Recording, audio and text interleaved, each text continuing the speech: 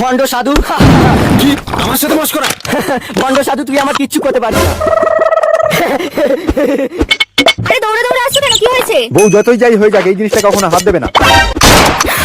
এবার তোর মেয়েকে মেরে তোর বংশ নির্বংশ করে দেবো।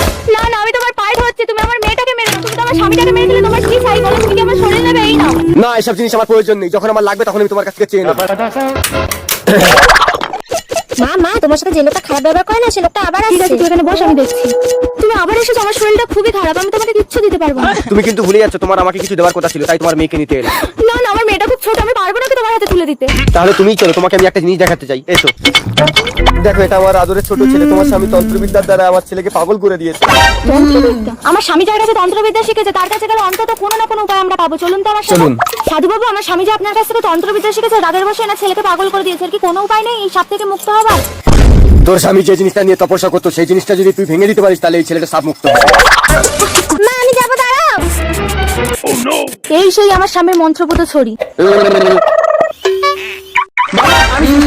খোকা, তুই ঠিক আছিস তো?